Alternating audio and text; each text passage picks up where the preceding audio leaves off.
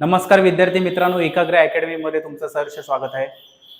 बघू शकता की 28 सप्टेंबरला आपली राज्यसेवा पूर्व परीक्षा आहे. तसंच मराठवाड्यात बघू शकता की अतिवृष्टी झालेली आहे. भरपूर प्रमाणात पाऊस आणि नद्यांना पूर आलेला आहे, महाप्रलय झालेला आहे.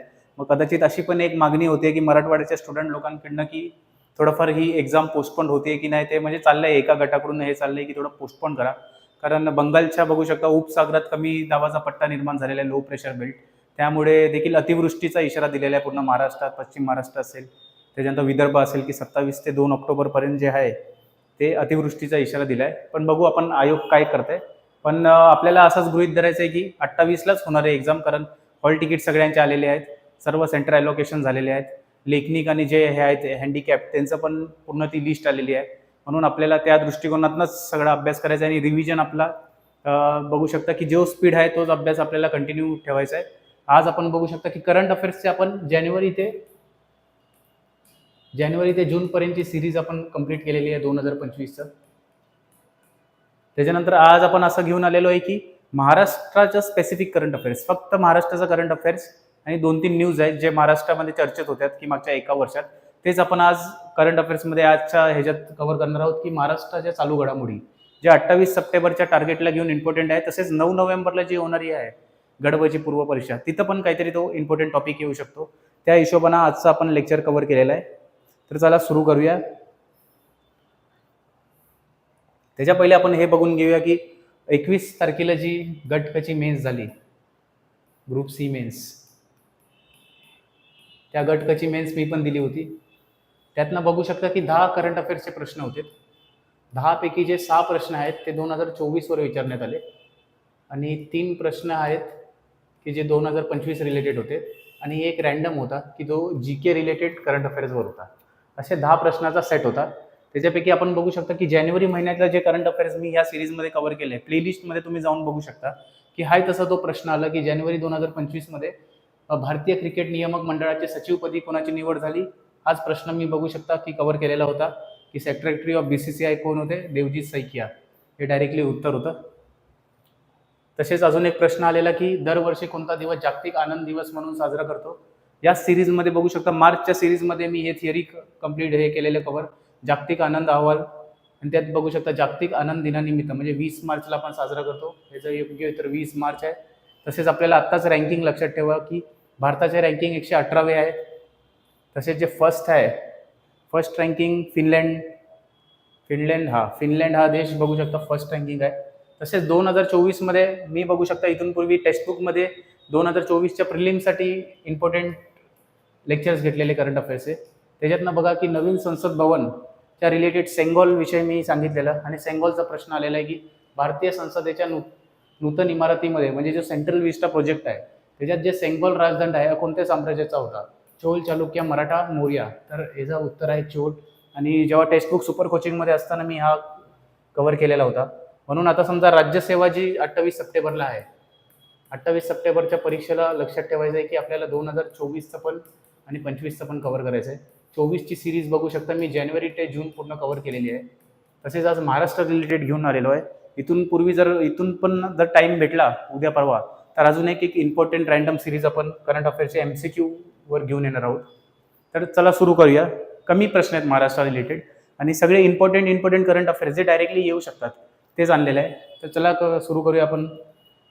पहिला प्रश्न, प्रजासत्ताक दिनानिमित्त भारत पर्व प्रदर्शनात महाराष्ट्रातील कोणत्या थीमचे प्रतिनिधित्व केले जाईल, म्हणजे which theme for Maharashtra will be represented in the tableau at the Bharat Parv exhibition on the republic day. Republic day कधी असतो?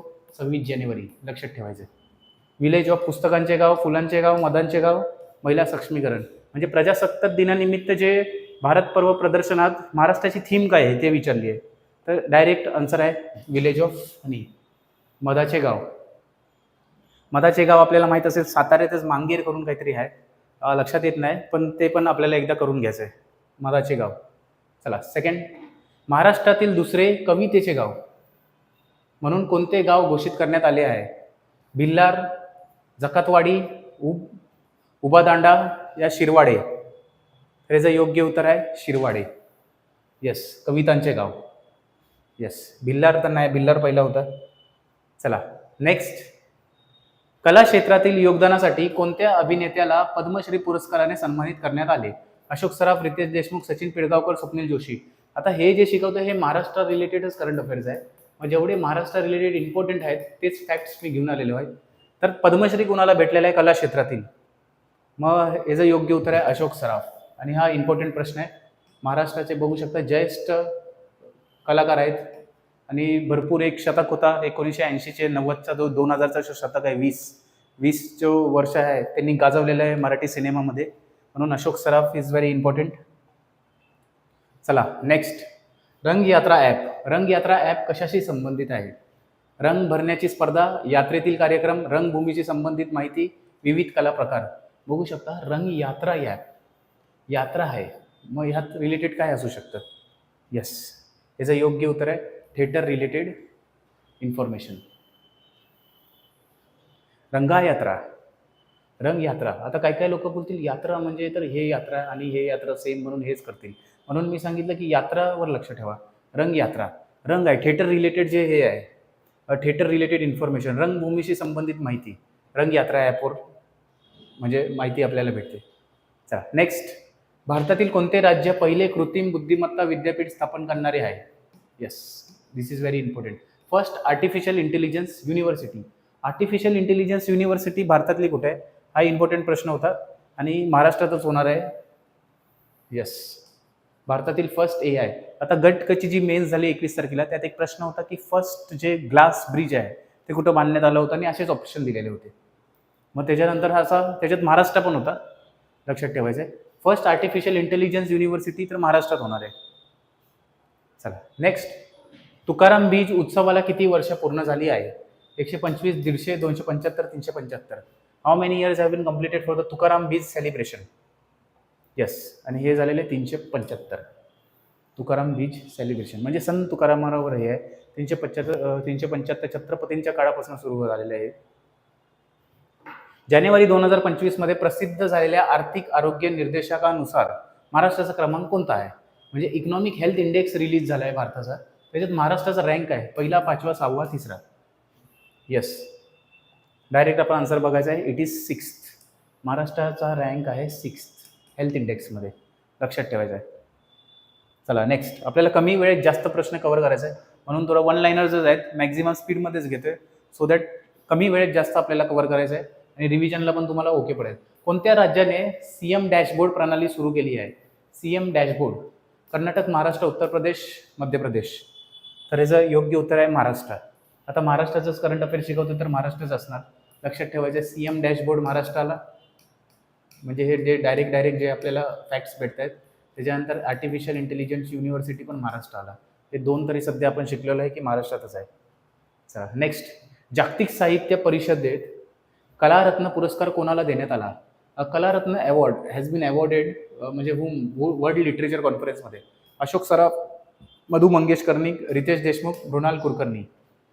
तर ह्याचं योग्य उत्तर आहे रितेश देशमुख. लक्षात ठेवायचं, रितेश देशमुख लातूरचे आहेत आपल्या. आणि भरपूर बघू शकता हिंदी इंडस्ट्रीज, बॉलिवूड असेल, त्याच्यानंतर मराठीत पण त्यांनी बऱ्याच फिल्म केल्यात आणि ते बघू शकता की भरपूर फेमस आणि एक संस्कृती जपणारे जे अभिनेता आहेत, जे मराठी जे महाराष्ट्र संस्कृती जे जपत आहेत त्याच्यासाठी त्यांना भरपूर मानलं जातं आणि बॉलिवूडमध्ये पण त्यांचं भरपूर महत्त्वाचं स्थान आहे आणि त्यांनाच कलारत्न अवॉर्ड भेटलेला आहे वर्ल्ड लिटरेचर कॉन्फरन्समध्ये. आता काही लोक असं बोलतात की लिटरेचर कॉन्फरन्स होता म्हणून मधु मंगेश कर्णिक असतील, पण असं नाही आहे. रितेश देशमुख यांना कलारत्न अवॉर्ड भेटलेला आहे. कलासाठी जे इम्पॉर्टंट काम त्यांनी केलेलं आहे त्याच्यासाठी. चला, मराठा शौर्य स्मारक कुठे स्थापन करण्यात जाईल? छत्रपती संभाजीनगर, मुंबई, पानिपत, गुजरात. मराठा शौर्य स्मारक, मग हे होईल पानिपत इथे. येस, पानिपतची लढाई 1761 बघू शकता. मराठा वर्सेस अहमद शाह अब्दाली. मराठा शौर्य स्मारक पानिपत येथे होणार आहे. चला, जनस्थान पुरस्काराबाबत खालील विधाने विचारात घ्या आणि चुकीचे विधान ओळखा. चुकीचं विचारलंय. तर ज्येष्ठ नाटककार आणि दिग्दर्शक सतीश आळेकर यांना साहित्य क्षेत्रातील प्रतिष्ठित जनसंतान पुरस्कार यावर्षी जाहीर करण्यात आला. सेकंड स्टेटमेंट, जनसंतान पुरस्काराचे हे 18वे वर्ष आहे आणि दर 2 वर्षांनी ते प्रदान केले जाते. थर्ड, या पुरस्काराचे स्वरूप 10 लाख रुपये आणि सन्मानपत्र असे आहे. हा पुरस्कार नाशिक शहरातील कुसुमाग्रज प्रतिष्ठानकडून प्रदान केला जातो. ह्याच्यातलं रॉंग विचारलं आहे, तर रॉंग आहे की या पुरस्काराचे स्वरूप 10 लाख रुपये आणि सन्मानपत्र आहे. हे चुकीचं आहे. बाकी सगळं राईट आहेत. म्हणजे आता बाकीचे 3 स्टेटमेंट आपल्याला लक्षात ठेवायचं आहे. तर लक्षात ठेवायची जनसंस्थान पुरस्कार आहे तो कुणाला भेटला? दिग्दर्शक सतीश आळेकर यांना भेटला. आणि हे 18वे पुरस्कार 18th इयर होतं. आणि त्याच्यानंतर कुसुमाग्रज प्रतिष्ठान नाशिकतर्फे हा दिला जातो. येस, लक्षात ठेवायचं आहे. मैत्री 2.0 पोर्टल कोणी सुरू केले? Ministry of health, ministry of women and child development, म्हणजे बंदरे जहाज बांधणी आणि जलमार्ग मंत्रालय, पर्यावरण मंत्रालय. मैत्री, मैत्री मग कोणी केलं? Ministry of port, shipping and waterways. Yes, लक्षात ठेवायचं आहे मैत्री. चला नेक्स्ट. कोणत्या राज्य देशातील पहिले मोबाईल फॉरेन्सिक व्हॅन सुरू करणारे पहिले राज्य ठरले आहे? कर्नाटक, केरळ, महाराष्ट्र, उत्तराखंड. आता ऑप्शनमध्ये महाराष्ट्र आहे तर येस, बट ऑब्व्हियसली महाराष्ट्र. आता तिसरा असा प्रश्न आला आहे की जे महाराष्ट्रात चालू घडामोडी घडलेत चांगल्या. मग लक्षात ठेवायचं की AI युनिव्हर्सिटी, CM डॅशबोर्ड, आणि आता तिसरा आला मोबाईल फॉरेन्सिक व्हॅन. हे तिन्ही गोष्टी महाराष्ट्रात झाल्यात. मोबाईल फॉरेन्सिक व्हॅन पहिले आहे सगळे. पहिले CM डॅशबोर्ड, पहिले AI युनिव्हर्सिटी आणि मोबाईल फॉरेन्सिक व्हॅन. येस. चला नेक्स्ट. दिनेश वाघमारे हे महाराष्ट्राचे कोणत्या क्रमांकाचे निवडणूक आयुक्त झाले? It is very important. निवडणूक आयुक्त 324 कलमद्वारे इलेक्शन कमिशनचं बघू शकता. डेफिनेशन आहे 5वा, 6वा, 10वा, 7वा. तर ह्यांचं उत्तर आहे 7वा. 7वे इलेक्शन कमिशनर आहेत जे महाराष्ट्राचे इलेक्शन कमिशनर आहेत. आणि जे सेंट्रलला आहे CEC, chief election commissioner of this central बोलू शकता, ते आहे ज्ञानेश कुमार. आणि सध्या भरपूर राहुल गांधींनी बॉम्ब टाकलेला चीफ इलेक्शन कमिशनवर वोट चोरीचा, आणि त्याच्या संदर्भात पण दुसरी प्रेस कॉन्फरन्स पण घेतली. अजून बोलतात की हायड्रोजन बॉम्ब पण आहे. आणि हे कुठेतरी बघू शकता गंभीर विषय आहे लोकशाहीसाठी, की खरंच असा काहीतरी प्रकार आहे का वोट चोरीचा? खरंच असं म्हणजे प्रॉक्सी वोटिंग झालेली आहे का? खरंच काहीतरी नंबरमध्ये फेरफार झालेले आहेत का? खरंच एका ॲड्रेसवर 100 लोक राहत आहेत का? म्हणजे हे भरपूर म्हणजे चिंताजनक विषय आहे आणि भारताच्या डेमोक्रेसी हलवणारा. कारण इलेक्शन कमिशन हे स्वायत्त संस्था आहे आणि त्यांनी स्वतःचं म्हणजे ऑटोनॉमस स्टेटस त्याला प्राप्त आहे आणि त्यांनी स्वतः काम केलं पाहिजे विदाऊट गव्हर्नमेंट प्रेशर. पण सध्या महाराष्ट्राचं पण बघू शकता हालत की महानगरपालिकेच्या इलेक्शन बघू शकता 2022 पासून जे पेंडिंग आहेत 2025 झालेले आहेत, 3 वर्ष झालेले नाहीत. मग कुठंतरी राजकीय हस्तक्षेप होतोय ह्याच्यात असं आपल्याला डायरेक्टली बोलता येईल. म्हणजे दिसताना तसंच दिसतंय. हायकोर्टात पण केस पेंडिंग होता महाराष्ट्र रिलेटेड, ते पण थोडंफार रिझन आहे. पण इनडायरेक्टली असं आपण बघू शकतो की थोडंफार राजकीय इंटरफेरन्स तर आहे. थोडंफार नाही, बरेच राजकीय इंटरफेरन्स आहे असं आपण म्हणजे निदर्शनात आलेलं आहे आपल्या. राज्य निवडणूक आयुक्त म्हणून कोणाची नियुक्ती करण्यात आलेली आहे? आत्ताच आपण बघितलं. डेना चौधरी, वायल, राजवाडे, श्रीनंदलाल, दिनेश वाघमारे. तर आन्सर आहे Dinesh Waghmare. Dinesh Waghmare 7th election commissioner of Maharashtra, state election commissioner of Maharashtra. चला नेक्स्ट. वारकरी साहित्य परिषदेचे 13वे मराठी संत साहित्यिक वारकरी संमेलन कुठे होणार आहे? पंढरपूर, शिर्डी, कोल्हापूर, देऊ. 13वे मराठी सेंट लिटरेचर वारकरी कॉन्फरन्स. वारकरी कॉन्फरन्स तर होणार कुठे? शिर्डीत होणार आहे. लक्षात ठेवायचं की वारकरी लोक गेले शिर्डीला. लक्षात ठेवायचं आहे. चला नेक्स्ट. मुंबई उच्च न्यायालयाच्या मुख्य न्यायाधीशपदी कोणाची नियुक्ती करण्यात आली आहे? हे हायकोर्टवर प्रश्न आहेत. 214 कलम नंबर 214 काहीतरी आहे हायकोर्टसाठी. रवींद्र घुगे, AS गडकरी, आलोक आराधे, रेवती डेरे. तर मुंबई उच्च न्यायालयाच्या chief justice of Bombay high court. तर येस, आलोक आराधे. एक असा पण प्रश्न येतो की Alok Aradhe chief election commissioner chief आपलं हे झाले, पण ते पूर्वी कुठल्या न्यायालयात होते असं पण आपल्याला बघू शकता प्रश्न बघायला भेटतो. पण एकदा मी सर्च करतो.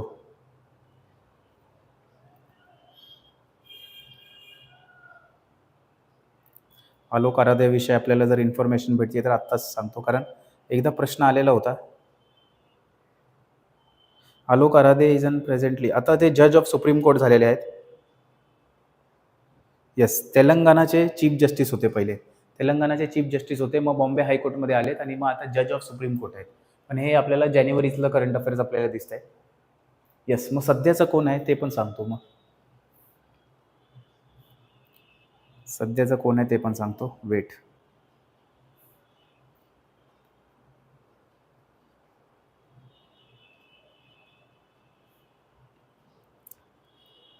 श्री चंद्रशेखर आहेत. 5 सप्टेंबरला ते झाले, श्री चंद्रशेखरन. म्हणजे आपल्याला आलोक आराधेच लक्षात ठेवायचे. 5 सप्टेंबरला श्री चंद्रशेखर झालेले आहेत, पण ते 28 सप्टेंबरच्या परीक्षेला पहिलेच पेपर सेट झाला असेल, म्हणून आपण बघू की ते नाही, आपल्याला लक्षात आलोक आराधेच ठेवायचे. आणि तेलंगणा हायकोर्टचे बघू शकता चीफ जस्टिस होते आणि आता जज ऑफ सुप्रीम कोर्ट झालेले आहेत. खेलो इंडिया हिवाळी क्रीडा स्पर्धा 2025 मध्ये महाराष्ट्राने एकूण किती पदके जिंकली? 13, 14, 15, 10. खेलो इंडिया हिवाळी, Khelo India winter games. Khelo India winter गेम्समध्ये बघू शकता महाराष्ट्राने 13 पदके जिंकलेली आहेत. यस, 13. चला नेक्स्ट.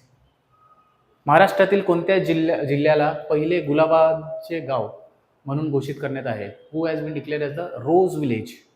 गुलाबांचे गाव. पुणे, कोल्हापूर, सातारा, सांगली. आता लक्षात ठेवायचं इथं जिल्हा विचारलाय, म्हणून आन्सरमध्ये पण आपल्याला जिल्हा शोधायचे. तर इट इज सातारा. आणि साताऱ्याच बघू शकता भरपूर आहे की पहिले मधाचे गाव, पहिले हे फुलपाखरू पण बघू शकता. ब्लू मॉर्मन पश्चिम घाटात आपल्याला भेटतं, मेन साताऱ्याचंच आहे. कास पठार पण युनेस्को हेरिटेज साईट आहे, बघू शकता. हे सगळं साताऱ्यात बरेच आहे की लेखकांचे गाव नाही, पण मधांचे गाव पण साताऱ्यातच आहे.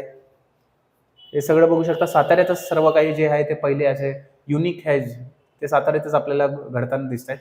गुलाबांचे गाव पण सातारा. चला नेक्स्ट. चैत्रम पवार यांना कोणत्या क्षेत्रातील कामगिरीबद्दल पद्मश्री पुरस्काराने सन्मानित करण्यात आले आहे? आता आपण एकदा बघितलं की पद्मश्री पुरस्कार अशोक सराफ यांना भेटलेला आहे.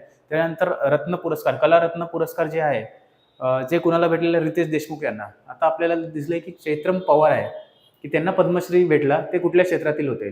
पवार आहे म्हणजे महाराष्ट्र रिलेटेड हे आहेत, म्हणून आपल्याला हा प्रश्न पण येऊ शकतो. विज्ञान, पर्यावरण, साहित्य, वैद्यकीय सेवा. तर याचं डायरेक्टली आहे एन्व्हायरमेंट, पर्यावरण, फॉरेस्ट कन्झर्वेशन. असे जे आयोग पण असेच सेम ऑप्शन देते की ज्याला थोडं एलॅबोरेट करून ठेवतात, म्हणजे एलॅबोरेट केलेले असतात, मोस्टली तेच आन्सर असतात. असं आयोगाचं तर आपला पॅटर्न आहे. 100पैकी 95 आन्सर तसेच आहेत की आयोगाने जर ब्रॅकेटमध्ये एक्स्ट्रा इन्फॉर्मेशन दिली असेल तर तोच आन्सर मानला गेलेला आहे. चैत्रम पवार पर्यावरण वन संवर्धनासाठी ते फेमस आहेत, त्याच्यासाठी त्यांना पद्मश्री भेटला. संत तुकाराम महाराज पुरस्कार कोणाला देण्यात आला? देवेंद्र फडणवीस, अजित पवार, एकनाथ शिंदे, नरेंद्र मोदी.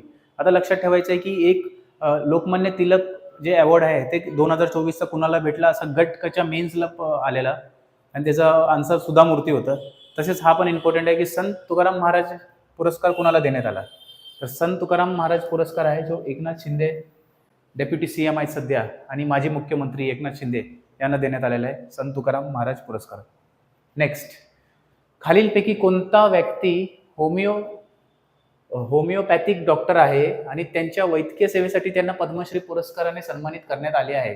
मारुती चित्तमपल्ली, डॉक्टर नीरजा बाटला, डॉक्टर विलास डांगरे, एल हँगथिंग. तर डॉक्टर विलास डांगरे लक्षात ठेवा. मेडिकलसाठी डॉक्टर विलास डांगरे. चैत्रम पवार आपण बघू शकता पर्यावरणासाठी, अशोक सराफ यांना कलेसाठी. हे महाराष्ट्र रिलेटेड पद्मश्री अवॉर्ड आहे. आता ह्याच्यानं आपल्याला काय शिकायला भेटतंय की अवॉर्ड्स आपल्याला एकदा बघून घ्यायचे सगळे, किती पद्मश्री भेटले, किती पद्मविभूषण भेटले, किती पद्मभूषण भेटले, हे सगळं आपल्याला लिस्ट करायचं. आणि महाराष्ट्र रिलेटेड काय होतं आणि जे स्पोर्ट्सवाले आहेत कुठल्या स्पोर्ट्ससाठी कोण रिप्रेझेंट करतं ते पण एकदा आपल्याला जाता जाता बघून घ्यायचं आहे. महाराष्ट्रातील पहिले सौर गाव म्हणजे सोलार विलेज कुठले आहे? कशेळी, मांगर, पारपोली, मण्याची वाडी. यस, आणि याचं योग्य उत्तर आहे कशेळी. मांगर मधाचे गाव आहे, जे मगाशी पण मी हे डिस्कस करता बोललो. पहिले सौर गाव कशेळी, लक्षात ठेवायचं. पहिले सौर गाव कशेळी. गुलाबांचा जर जिल्हा तर सातारा, लक्षात ठेवायचं. चला नेक्स्ट. प्रधानमंत्री सूर्यघर योजनेत महाराष्ट्राचा क्रमांक कितवा आहे? पहिला, दुसरा, तिसरा, पाचवा. यस, आणि याचं योग्य उत्तर आहे दुसरा. प्रधानमंत्री सूर्यघर योजनेत महाराष्ट्राचा क्रमांक सेकंड आहे. आपल्याला खेलो इंडिया मगाशी बघितलं की विंटर गेम्समध्ये महाराष्ट्राने किती पदकं जिंकली हे पण लक्षात ठेवायचं आहे. पुन्हा एकदा पाठी जातोय. यस, 13. लक्षात ठेवायचं की खेलो इंडिया जे स्पर्धा झाली विंटर गेम्स, महाराष्ट्राने 13 पदकं जिंकलेली आहेत.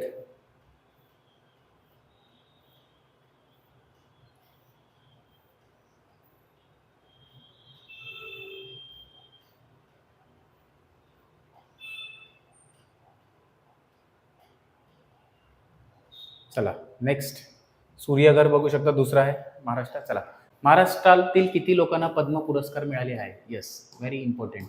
पुन्हा एकदा, पद्म अवॉर्ड्स महाराष्ट्रात किती आहे? 11, 12, 15, 14 महाराष्ट्र रिलेटेड आहेत. मग इट इज 14 लोकांना महाराष्ट्रातील पद्म अवॉर्ड्सनी सन्मानित करण्यात आले आहे. पद्म अवॉर्ड्समध्ये तिन्ही आलेत, पद्मविभूषण, पद्मभूषण, पद्मश्री.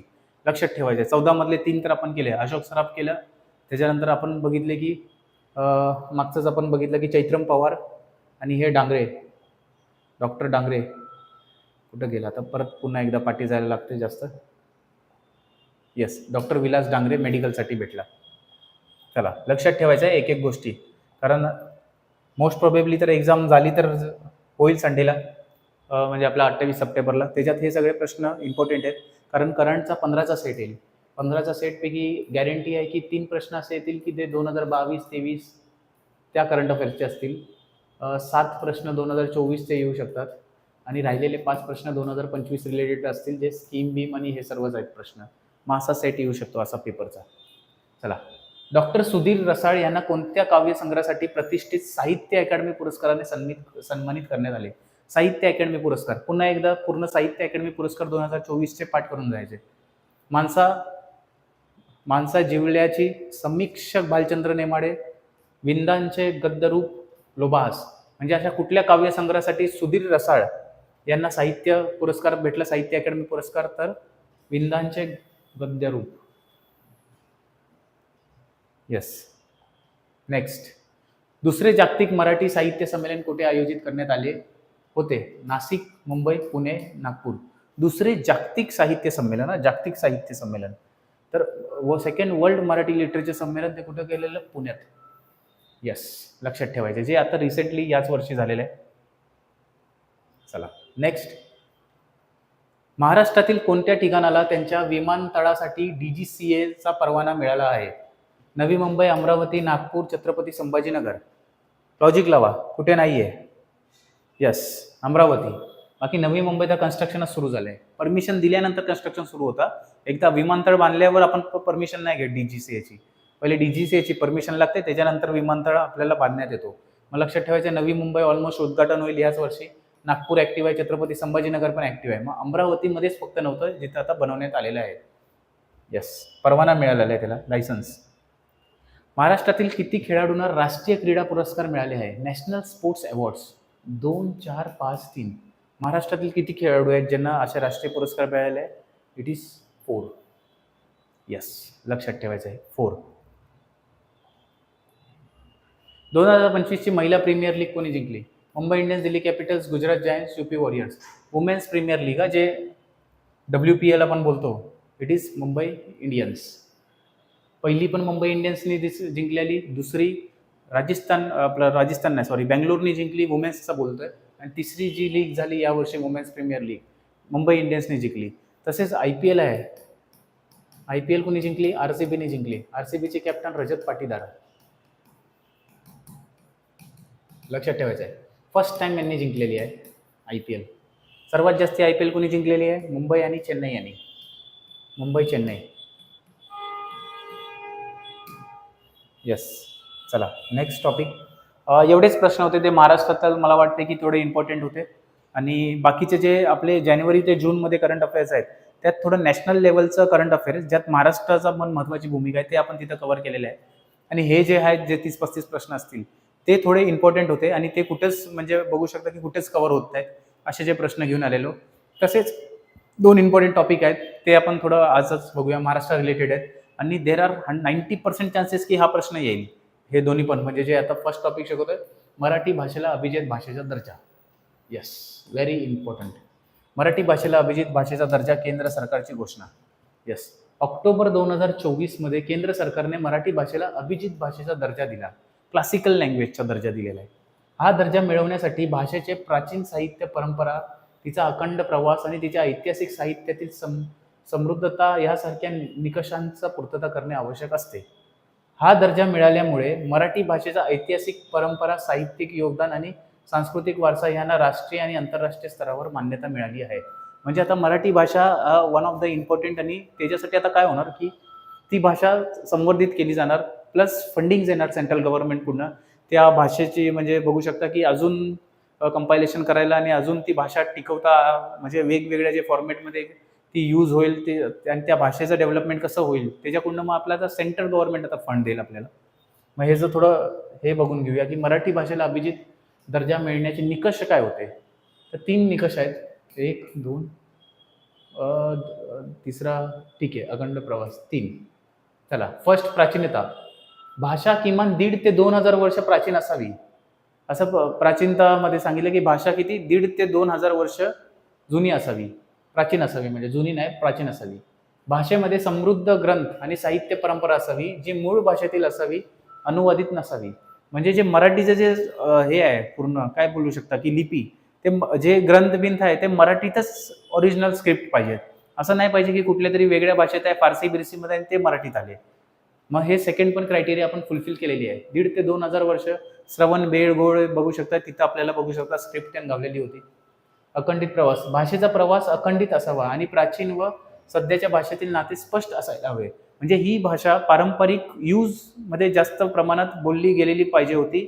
इथून पूर्वी पण प्राचीनमध्ये पण, प्राचीन इतिहासामध्ये पण बघू शकता इथून पूर्वीचे पण 1000 वर्षापूर्वी ही भाषा यूज होत होती की नाही ते आपल्याला बघायचं आहे. मग इट इज करेक्ट. आणि मग बघू शकता की भाषेचा भरपूर वाद झालेला होता आपल्या इथं मध्यंतरी, आणि इट इज लॉजिकली तो बरोबरच होता. कारण सगळे बोलतात की हिंदीला राष्ट्रीय भाषा करा, पण मला वाटते जर कुठल्या लँग्वेजला राष्ट्रीय भाषा आपल्याला करता येत नाही. आता आपल्या देशात जास्त हिंदी बोलतात, त्याचा अर्थ नाही की हिंदीच आपल्याला राष्ट्रीय भाषा, तसं नाही करू शकत. कारण आपल्याला भाषेचं बघू शकता प्राचीनता पण चेक करायचं. हिंदी तर आत्ता आलेली आहे कुठेतरी. हिंदी म्हणजे हे सगळं देवनागरी लिपीच आहे, पण हिंदीचा उगमच बघू शकता आत्ता रिसेंटली आहे. आणि आपली मराठी भाषा 1.5 ते 2,000 वर्षापूर्वीची आहे. आता उत्तर भारतात तुम्ही जाणार तर तिकडली जी लोकल भाषा आहे ती लुप्त होत चाललेली आहे. म्हणजे मैथिली आज कोण जास्त बोलत नाही तिथं, संथाली आज कोण बोलत नाही तिकडं, या सगळ्या लुप्त होत चाललेल्या आहे. म्हणून मराठी हा कसा आहे की जगात कुठेतरी 4th का 5th नंबरला येते जी भाषा, की सर्वात जास्ती बोलली जाते. म्हणून इट इज इम्पॉर्टंट. चला, यामुळे होणारे फायदे काय. मराठी भाषेला तिच्या ऐतिहासिक परंपरा, साहित्यिक योगदान आणि सांस्कृतिक वारसा यासाठी मान्यता मिळते. यामुळे मराठी भाषेच्या जागतिक स्तरावर ओळख वाढते, संशोधनासाठी आणि भाषेच्या विकासासाठी प्रोत्साहन मिळते. चला, अजून नेक्स्ट बघून घेऊया. यस, मराठी भाषा आपण दिवस कधी, मराठी राजभाषा दिवस 27 फेब्रुवारीला आपण साजरा करतो, कवी कुसुमाग्रज यांचा वाढदिवस म्हणून. यस, 27 फेब्रुवारी काय असतो, मराठी राजभाषा दिवस असतो. आता वेगवेगळे जे आहेत, जे क्लासिकल लँग्वेज आहेत, कधी कुणाचा दर्जा भेटला ते आपल्याला बघून घ्यायचं आहे. पहिले 2024 मध्ये अभिजित दर्जा मिळालेले बघू शकता. मराठी बरोबर अजून 4 लँग्वेज आहे, म्हणजे टोटल 5 भाषांना अभिजित भाषेचा दर्जा भेटलेला आहे. त्यात मराठी आहे, पाली, प्राकृत, आसामीज, बेंगॉली. बेंगॉलीला पण आत्ताच भेटलेलं आहे. म्हणजे लक्षात ठेवायचं आहे की मराठीला भेटलं, पालीला भेटलं, प्राकृतला भेटलं, आसामीजला भेटलं आणि बेंगॉलीला. हे व्हेरी इम्पॉर्टंट स्टेटमेंट. पाहिजे तर तुम्ही स्क्रीनशॉट काढून घेऊ शकता या पूर्ण पेजचा. आणि हे डेट पण इम्पॉर्टंट आहे, 27 फेब्रुवारी ती मराठी राजभाषा दिन. आणि त्याच्यानंतर मुख्यमंत्र्यांनी पण एक दिवस घोषित केला की मराठी क्लासिकल लँग्वेज डे म्हणून. ते आपण पुढच्या स्लाइडला बघू. पण हे 5 इम्पॉर्टंट आहे की पूर्वी 6 होते आणि आता टोटल 11 झालेले आहेत. आता एक प्रश्न असला आलेला की जे शेड्यूल 8 आहेत, शेड्यूल 8 मध्ये किती लँग्वेजेस आहेत, शेड्यूल 7 मध्ये का शेड्यूल 8 मध्ये किती लँग्वेजेस आहेत, ते 22 भाषा आहेत. असं गट कच्या मेन्सला हा प्रश्न आलेला होता. म्हणून आता हे असं विचारतील की टोटल क्लासिकल लँग्वेज आता किती झाले, तर 11 झाले.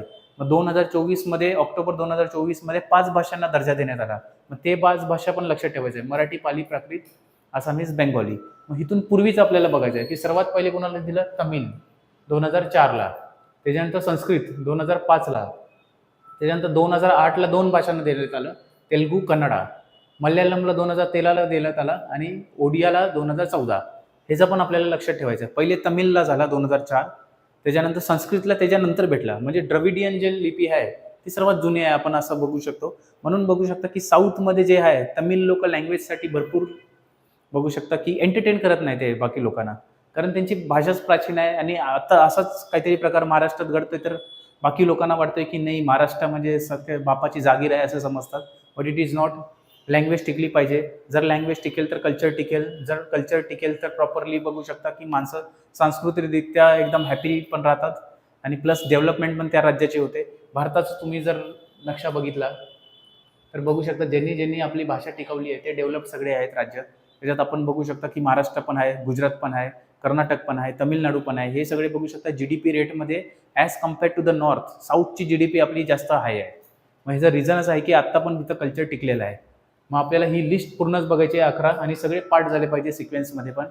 तमिळ आहे, संस्कृत आहे, तेलुगू, कन्नड एकत्र 2008ला, 2013ला मल्याळम आणि ओडिया 2014ला. येस. त्याच्यानंतर अजून एक आपण बघूया की हिस्टॉरिक डिसिजन घेतलं देवेंद्र फडणवीस यांनी की October 3 to be celebrated at classical Marathi language day, Marathi अभिजात भाषा दिवस. हे ऑक्टोबर 3 असं महाराष्ट्र शासनाने सांगितलं की ऑक्टोबर 3 रोजी आपण मराठी राजभाषा नाही, मराठी अभिजित भाषा दिवस म्हणून आपण साजरा करण्यात येणार आहे. आणि मराठी राजभाषा दिन कधी असते? 27 फेब्रुवारी. येस. चला नेक्स्ट अजून एक जाऊया. अजून एक होता की 18 जानेवारीचं बघू शकता डायरेक्टली GDPवरनं मी हे केलं आहे की governor presents change maker award to legendary lyricist Gulzar. मग गुलजार यांना चेंज मेकर अवॉर्ड दिलेला आहे. बघू शकता गव्हर्नर यांनी. महाराष्ट्र गव्हर्नर CP राधाकृष्णन जे आता काय झालेले आहे? व्हाईस प्रेसिडेंट झालेले आहे. टुडे म्हणजे 18 तारखेला presented the change maker award to legendary lyricist Gulzar for his lifetime contribution to the field of literature and cinema. The award was presented to Gulzar at a program organized by the Bhamla Foundation and Ravin Group to celebrate 75 years of the Republic at the Geo World Convention Center in Mumbai. Cotton man of India कोण आहेत? सुरेश कोटक. लक्षात ठेवायचं आहे. Cotton man of India. Cotton man of India Suresh Kotak. Renowned science leader doctor M.A. Mashelkar, Raghunath Mashelkar म्हणजे industrial Nadir Godrej. CEO of NSC Ashish Kumar Chauhan. Film star Vivek Oberoi, Ajay Devgan, Jackie Shroff, Sajid Nadiadwala आणि हे सगळे बघू शकता तिथं प्रेझेंट होते. म्हणजे त्यांना पण फेलिसिटेट करण्यात आले. पण आपल्याला लक्षात ठेवायचे की चेंज मेकर अवॉर्ड गुलजार यांना भेटलेला आहे. आणि कॉटन मॅन ऑफ इंडिया कोण आहे? तर सुरेश कोटक. हे ऑफिशियल महाराष्ट्राच्या वेबसाईटवर दिलेली इन्फॉर्मेशन आहे. म्हणून इथं जे एक वर्ड आहे तो इम्पॉर्टंट आहे. कारण मध्यंतरी विचारलेलं की वॉटर मॅन ऑफ महाराष्ट्र कोण आहे? मग ते असा प्रश्न येतो की कॉटन मॅन ऑफ इंडिया कोण आहे? तर सुरेश कोटक लक्षात ठेवायचं आहे. Union ministry of state Ramdas Athawale, Maharashtra Ashish Shelar, Pankaja Munde, Forman Aruna Thakur, chairman of, हे सगळे बघू शकता इथं प्रेझेंट होते. मग लक्षात ठेवायचं चेंज मेकर अवॉर्ड गुलजार यांना देण्यात आलेला आहे. चला next very important Maharashtra Bhushan पुरस्कार 2024. 25 नाही आहे, 2024 वितरित 25ला करण्यात आला. Ram Sutar. Yes. 100 year old veteran sculptor Ram Sutar has been chosen for the highest civilian award of the Maharashtra government, Maharashtra Bhushan 2024. He is designated the world tallest statue of unity. In statue of unity जे बनवले सरदार वल्लभभाई पटेलचा, हे ह्यांनीच बनवलेलं आहे. बघू शकता इथं महाराष्ट्र भूषण पुरस्कार त्यांना भेटलेला आहे. राम सुतार. राम सुतारवर इथून पूर्वी पण प्रश्न आलेला होता आणि आता महाराष्ट्र भूषण पुरस्कार आहे म्हणून येण्याचे 100% चान्सेस आहेत. डायरेक्टली एक पुरस्कार महाराष्ट्र रिलेटेड 100% विचारणार. आणि आपण आज बघू शकता की कव्हर केलेलं आहे. पद्मश्री आपल्याला बघून जायचं आहे म्हणजे पद्म अवॉर्ड्स, साहित्य अकॅडमी अवॉर्ड्स आणि बाकी तर महाराष्ट्र भूषण आणि हे सर्व तर मी शिकवतोच आहे. डायरेक्टली हेच लक्षात ठेवा. तर राम सुतार यांना भेटला 2024चा 2025मध्ये अनाऊन्स करण्यात आला. Headed by the chief minister Devendra Fadnavis. लक्षात ठेवायचं अवॉर्ड जी कमिटी आहे त्याचे जे अध्यक्ष असतात ते देवेंद्र फडणवीस असतात म्हणजे मुख्यमंत्री असतात. 12 मार्च 2025 रोजी अनाऊन्स झाला. 25 लाख रुपये, एक सर्टिफिकेट, एक मोमेंटो आणि एक शॉल. लक्षात ठेवायचं हे अवॉर्डमध्ये भेटले. Ram Sutar is a celebrated sculpture known for creating impressive statues, most notably the statue of unity. जे स्टॅच्यू ऑफ युनिटी नर्मदाच्या किनारे आहे सरदार वल्लभभाई पटेलचा जे आहे ते राम सुतार यांनीच डिझाईन केलेला होता. लक्षात ठेवायचं हे सर्व गोष्टी. महाराष्ट्र भूषण अवॉर्ड 2024. आणि एवढेच बघू शकता की महाराष्ट्र रिलेटेड जे आहे एकदम कमी टाईममध्ये आपण जास्त इन्फॉर्मेशन कव्हर केलेली आहे. तसेच तुम्ही बघू शकता जानेवारी ते जूनचा एकदा सर्व लेक्चर्स तुम्ही बघून जावा एक्झामच्या पहिले. कारण मोस्ट प्रॉबेबली त्याच्यातनं प्रश्न डायरेक्टली येतील. जसं मी सांगितलं की गटकच्या मेन्समध्ये डायरेक्टली बघू शकता की 3 प्रश्न आलेले आहेत 10 पैकी, जे डायरेक्टली म्हणजे माझ्या रेफरन्सने ते हे केलेलं आहे. कारण 2024चं मी या प्लॅटफॉर्मवर कव्हर केलं नाही एकाग्रमध्ये, पण 2025चे जेवढे करंट अफेअर्स तिथून आलेत ते डायरेक्टली आपण कव्हर केलेले होते. तसंच आहे की 2025चं राज्यसेवेमध्ये पण जे पूर्व परीक्षेला जे करंट अफेअर्स येतील इट इज हाय चान्सेस की या सर्व लेक्चर्समधून आपल्याला हे भेटेल. बाकी दुसरं काहीच रेफर करण्याची गरज नाही आहे. ऑथेंटिक डेटा आहे पूर्ण. म्हणजे मी डायरेक्टली काही पण उचलून आणलेलं नाही, स्वतः मी रिसर्च केलेला आहे आणि करंट अफेअर्स या विषयात मी मागच्या 3 वर्ष झालं ॲक्टिव्ह आहे. म्हणून आयोगाचा पॅटर्न कसा असतो थोडाफार बघू शकता की 2 फेब्रुवारीच्या परीक्षेने थोडा धोका दिलेला आहे. सर्वांनाच धोका दिला. महाराष्ट्राच्या भरपूर शिक्षक लोकांना करंट अफेअर्सनी काहीतरी काहीतरी इरिलेव्हंट करंट अफेअर्स झालं तिथं. पण बाकीचे जे परीक्षा आहेत पण त्याच्यात बघू शकता ते सिस्टमॅटिकली आयोगाचा जो पॅटर्न जो आहे तो डिकोड करूनच हे सर्व करंट अफेअर्स आणलेले आहे.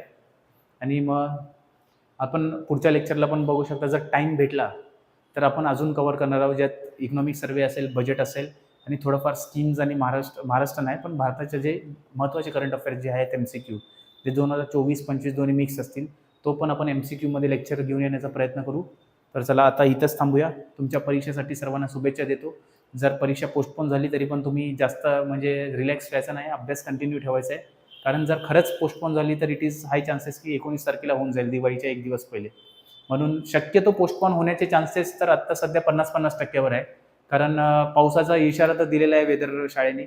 मग ते कसं आहे आणि सगळे आपण बघू शकता की जे महाराष्ट्राचे सगळे मंत्रिमंडळ आहेत ते सगळे मराठवाडा दौऱ्यावर आहेत, की काय काय नुकसान हे झालं ते सगळे बघण्यात आहेत. म्हणून आता कसं काय पुढची प्रोसिजर आहे आपण चेक करू. पण शक्यतो तुम्ही रेडी राहा, माइंडसेट रेडी ठेवायचं आहे 28 सप्टेंबरसाठीच. आणि तुमच्या सर्वांना मी शुभेच्छा देतो परीक्षेसाठी. तसेच बघू शकता की 28 सप्टेंबरला संध्याकाळीच आपण विश्लेषण घेऊन येणार आहोत आणि एक एक्सपेक्टेड आन्सर की आपण देणार आहोत. आणि मग त्याच्यानंतर मग आपण पुढचा आपण प्लॅन बघू की डिस्क्रिप्टिव्हची मेन्सची टेस्ट सिरीज असेल आणि मग काय प्रकारे आपला मेन्सला अप्रोच असला पाहिजे आणि एक्सपेक्टेड कट ऑफ पण काय असू शकतो. चला तर आज इथंच थांबूया. जय हिंद, जय महाराष्ट्र.